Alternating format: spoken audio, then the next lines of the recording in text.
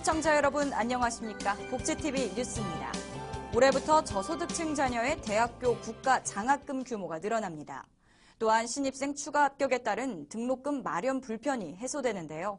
교육부는 이런 내용을 담은 2015년 국가 장학금 지원 방안을 확정해 발표했습니다. 박정인 기자입니다.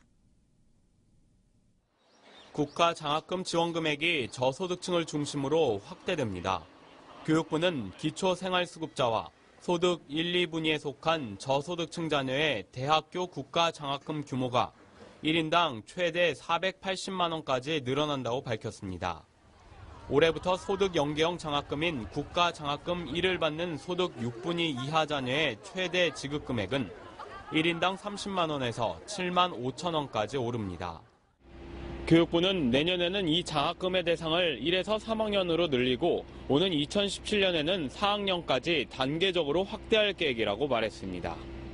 또한 교육부는 신입생들의 추가 합격 대학에 따른 등록금 마련 불편을 해소하기로 했습니다. 이에 따라 앞으로는 신입생이 추가 합격한 대학에 대해서 장학재단을 통해 바로 신규 등록금 대출을 신청하면 장학재단은 추가 합격한 대학에 등록금을 우선 지급하게 되고 이후 재단은 기등록대학에서 등록금을 회수하게 됩니다. 한편 올해 학자금 대출은 오는 3월 25일까지며 금리는 현행과 같이 2.9%를 유지합니다. 복지TV 뉴스 박정인입니다.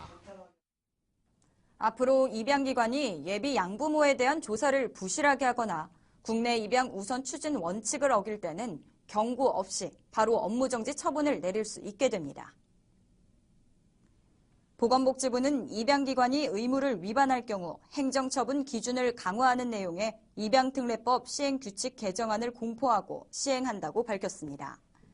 이에 따라 입양기관은 예비 양친과 양자조사의 진실성, 국내 입양 우선 추진, 입양 후 1년간 사후관리, 원가정 보호 노력 등 핵심 의무사항을 위반하면 경고 없이 바로 업무정지를 받게 됩니다. 청소년들이 노동자라는 단어에 거부감을 갖고 있는 것으로 나타났습니다. 광주교육정책연구소가 중고등학생 2,700여 명을 대상으로 노동인권과 관련한 조사를 실시한 가운데 88%가 노동자라는 말보다 근로자라는 말에 거부감이 덜하다고 응답했습니다. 연구소는 이에 대해 청소년들이 노동에 대한 정확한 개념을 갖지 못한 상황에서 노동자에 대한 왜곡된 이미지까지 더해져 이런 반응이 나온 것으로 분석된다고 밝혔습니다. 또 아르바이트 시 부당 대우를 당했을 경우 어떻게 하는가에 대한 질문에 그만둔다는 답변이 절반 가까이를 차지했다며 청소년들이 올바른 노동 의식을 가질 수 있도록 학교 정규과정에서 노동 인권 교육이 적극적으로 이루어져야 한다고 말했습니다. 전국의 네로라 하는 바리스타들을 한자리에서 만나볼 수 있는 전국 장애인 바리스타 대회가 부산에서 열립니다. 한국커피연합회가 주최하는 세미 유기농 녹차라떼와 함께하는 2015 전국 장애인 바리스타 대회는 3월 13일부터 3일간 부산 백스코에서 열립니다. 대회 참가 대상은 고등학교 이상 장애인이면 누구나 가능하며 신청은 오는 1월 20일까지 www.barista대회.com 홈페이지에서 하시면 됩니다. 스마트폰을 사용하는 어린이들이 늘고 있죠. 그런데 스마트폰처럼 화면이 작은 전자기기가 아이들의 숙면을 방해한다는 연구 결과가 공개됐습니다. 잠자리에서만큼은 어린이들의 스마트폰 사용을 자제시키는 게 좋을 것 같은데요. 김소영 기자입니다. 미국 버클리 캘리포니아대 공중보건대학원의 연구팀이 미국 매사추세츠주에 사는 4학년 학생과 7학년 학생 어린이 2,000명을 대상으로 스마트폰과 수면의 상관관계에 대해 조사했습니다. 결론은 스마트폰이나 태블릿 PC를 침실에 두고 사용하는 어린이들의 수면 시간이 그렇지 않은 어린이들보다 평균 21분 정도 짧다는 것. TV 역시 수면을 방해하기는 마찬가지입니다. 침실에서 TV를 보는 어린이들이 침실에서 TV를 보지 않는 어린이들에 비해 수면 시간이 평균 18분 짧다는 것입니다. 다만 화면이 작은 스마트폰이나 태블릿 PC가 화면이 큰 TV보다 어린이들의 수면 시간을 더 줄였다고 할 수 있습니다. 연구팀의 제니퍼 폴브 교수는 스마트폰이나 태블릿 PC가 수면을 방해하는 원인이라고 단정하지는 않았지만 작은 화면에 얼굴을 가까이 대고 사용할 경우 수면 유발 호르몬의 분비를 억제할 수 있다고 밝혔습니다. 사람의 뇌가 빛의 양에 따라 수면을 유발하는 멜라토닌의 분비량을 결정하기 때문입니다. 문제는 어린이들의 수면 시간이 줄거나 수면의 질이 나빠질 경우 학업 성적 저하, 체중 증가, 면역력 약화 등 부작용으로 이어질 수 있다는 것입니다.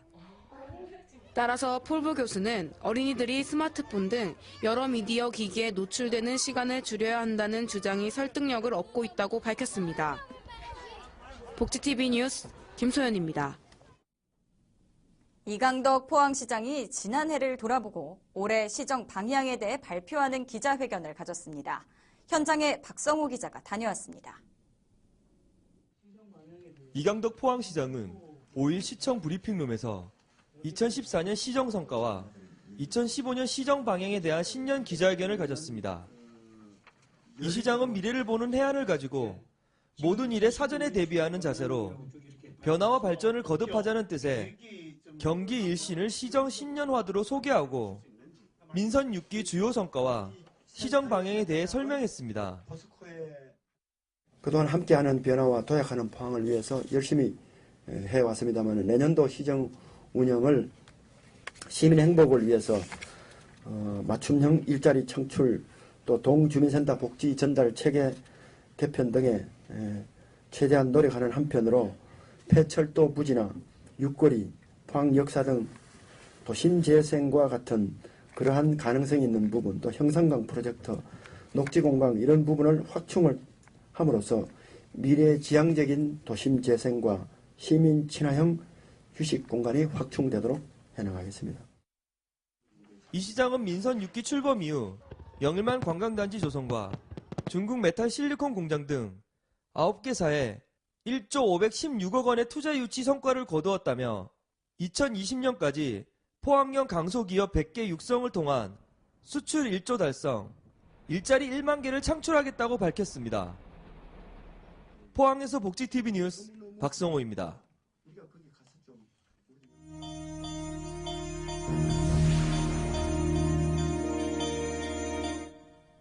이어서 간추린 뉴스를 전해드립니다.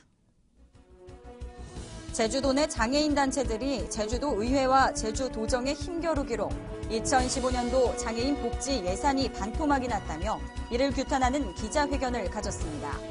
이들은 장애인 단체 운영비를 비롯한 장애인 복지 증진을 위한 사업 운영비가 일제히 줄고 전액 삭감됐다고 말했습니다. 이들 단체는 기득권 싸움에 열을 올린 도의회와 협상력에 문제를 보인 원도정에게 상당히 실망스럽다며 장애인 단체에 대한 직접적인 예산 편성을 위해 장애인 단체와 협의체를 구성할 것을 촉구했습니다. 보건복지부가 장애 아동과 발달장애인 지원 통합센터를 위탁해 운영하기 위해 사업 수행 기관을 공모합니다. 신청 자격은 공공기관의 운영에 관한 법률 제4조에 따른 공공기관으로 오는 1월 9일까지 보건복지부 장애인 서비스팀으로 방문 또는 우편 접수하시면 됩니다. 국민생활체육 수원시 배드민턴 연합회가 제6회 장애인 청소년 배드민턴 교실을 개강했습니다. 겨울방학을 맞아 열린 이번 특강은 이번 달 말까지 주 3회 하루 1시간씩 배드민턴 수업이 진행됩니다. 포항 상공회의소가 2015년도 신년 교례회를 개최했습니다. 이날 시무식은 이강덕 포항시장을 비롯해 이병석 국회의원, 최병곤 상공회의소 회장 등 각계각층의 기업 대표와 임원들이 모여 창조적인 포항건설에 앞장설 것을 다짐했습니다. 이날 최병곤 회장은 올해는 KTX 포항 직결선과 울산 포항 간 고속도로의 부분 개통 등 포항이 교통과 산업, 관광의 중심지로 거듭나는 해라며 상공인들이 지역 발전에 이바지하도록 노력을 아끼지 않겠다고 신년 소감을 밝혔습니다.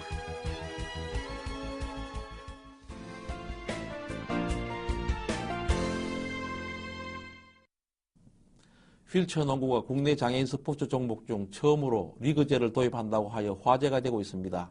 최근 휠체어 농구 리그 운영을 주관할 한국 휠체어 농구 연맹 발기인 총회가 개최되어 내년부터 5개 실업팀으로 원년 리그를 구성하고 초과팀 창단을 통해 총 6개 팀으로 첫 시즌을 치른다는 계획입니다. 시즌은 11월부터 3월 사이에 약 3개월간 매주 주말 팀별 2경기씩 치르고 올스타전, 휠체어 농구 체험 등 다양한 프로그램 운영으로 휠체어 농구 발전과 저변 확대를 준비하고 있다고 합니다. 1988년 서울장애인 올림픽을 기점으로 우리나라에 소개된 휠체어 농구는 장애인 스포츠 중 가장 역동적이고 화려한 종목으로 빠르게 자리매김하여 왔습니다. 하지만 국내에서 열리는 휠체어 농구 대회는 대회 수가 많이 부족해서 선수들과 관계자들의 아쉬움이 많았습니다. 물론 전국 체육대회나 각 시도에 몇 개의 농구대회가 있지만 이벤트 형식의 단기적인 대회로는 휠체어 농구 발전이나 세계적인 선진 농구 흐름에 뒤처지는 안타까움이 있어 휠체어 농구 리그제의 도입을 준비해온 것입니다. 우리나라 휠체어 농구는 7월 인천에서 열린 세계 선수권 대회에서 역대 최고 성적인 6위를 차지하고 10월 인천 장애인 아시안 게임에서는 일본을 꺾고 우승을 했습니다. 휠체어 농구 여건이 선진국에 비해 아주 열악한 상황에서 가져온 좋은 결과는 거의 기적과 같은 일입니다. 이제 리그제가 정착되기 위해서는 지금보다는 더 많은 휠체어 농구팀이 생겨야 하고 선수들이 안정적으로 운동에만 매진할 수 있는 실업팀이 각 시도마다 더 만들어져서 지역연고팀으로 정착되어야 합니다. 새로운 팀의 창단은 우수한 선수를 발굴하고 저변이 확대되어 휠체어 농구 발전에 큰 기여를 할 것입니다. 이제 휠체어 농구뿐 아니라 탁구, 좌식 배구, 보추아 등 다른 종목에서도 리그제가 도입되어서 우리나라 장애인 스포츠가 더 발전하는 모습을 기대합니다. 이야기가 있는 시간, 오늘의 영상 함께 보시죠. 지난해 기부 캠페인으로 화제를 모았던 아이스버킷 챌린지가 이번엔 라이스버킷 챌린지입니다. 이번 캠페인은 30kg 이상의 쌀을 들거나 기부를 하는 형식으로 진행되는데요. 무거운 쌀을 들어 올리며 어렵게 살아가는 주변 이웃들의 삶의 무게를 함께 느끼고 관심과 지원으로 이어져 나가길 바라는 취지라고 합니다. 아이스 버킷 챌린지의 뒤를 잇는 라이스 버킷 챌린지. 추운 날씨 속 더욱 힘겨울 쪽방촌 주민들에게 큰 힘이 될 것 같은데요. 이러한 기부 캠페인들이 잠깐의 유행으로 스쳐 지나가는 것이 아니라 계속해서 나눌 수 있는 기부 문화로서 확산되길 기대해봅니다. 이상으로 복지TV 뉴스를 마칩니다. 시청해주신 여러분 고맙습니다.